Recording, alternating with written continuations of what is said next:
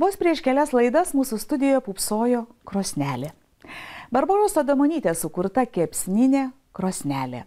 Vos po kelių dienų, kai laidą nufilmavome, Barbora gavo kone dizaino Oskarą. Prestižiniuose pasaulio dizaino apdovanojimuose Singapūre nuskambėjo Barboros vardas, pavardė ir šalis.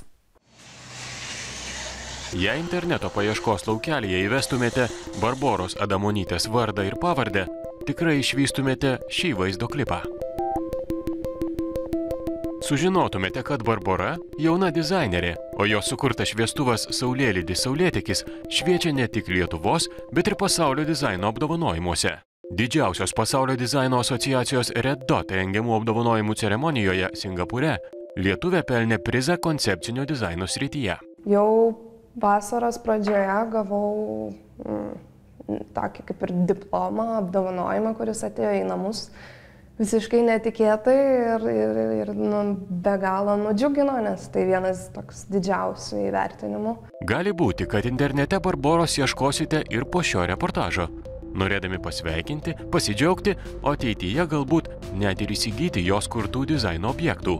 Bet kol kas Barbora Adamonytė. Industrinio dizaino bakalauro studijas Vilniaus dailės akademijoje baigusi ir ten pat magistrantūrą tęsianti jauna menininkė. Ir net nenuostabu, nes tėtis skulptorius, senelis keramikas, močiutė architektė, o Barbora... Daug kas sako, kad dizaineriai nėra menininkai, tai čia visai man patinkanti mintis, su kuria galėčiau sutikti, nes visų pirma, tą dizaino objektą gaubia ne tik idėja ir tas visas pateikimas, bet be galo didelis darbas, visa konstrukcija, ant kurios laikosi, kad tai formai, visam pavidalui visų pirma tarnauja, kas yra jo viduje, kas yra ta laikančioji ašis. Skalbinių segtukai iš organinio stiklo, jie buvo mano pats pirmasis turbūt darbas prieš stojant dar į akademiją, lankant kursus ir kažkaip vėl išsikėliau problemą. Pradėjau spręsti, kodėl taip greit subyra ten po kiekvieno lietaus tie skalbinių segtukai. Palengvinti buitį ir išspręsti ten kylančius nepatogumus. Toks Barboros tikslas buvo ir rengiant bakalauro baigiamąjį darbą – kepsninė krosnelė iš šamoto. Kai su šeima jos ieškodami parduotuvėse, tinkamos tiesiog pasigėdo. Mane labai traukia tas visas buities gerinimas ir kažkoks žmogaus įtraukimas vėl prie daiktų prisiliesti. Ne tik stebėti tą dizaino objektą, kaip kažkokį kūrinį. Šis prieš 2 metus Barboros sukurtas šviestuvas šį pavasarį jai pelnė gero dizaino prizą, o dar visai neseniai kabojo Londono dizaino festivalyje Lietuvos paviljone. Vaivorykštės spalvas apšviečianti slankiojanti diodų lemputė atkartoja žmogaus dienos ritmą. Rytas, diena, vakaras, saulė nusileidžia. Pati turbūt visuomet rinkčiausi ant šiltos spalvos laikyti.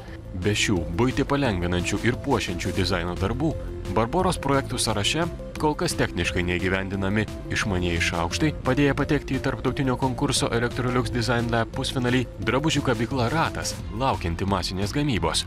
Ir jūsų emocijos valgant iš 235 šią vasarą rankomis nulipdytų indų vienam sostinės restoranui. Visada yra šalia knygutė, kurioje eskizuojasi tas pirminės idėjas ir ten būna prieš pat miegą. Čia antroji jau per porą savaičių turbūt pildoma.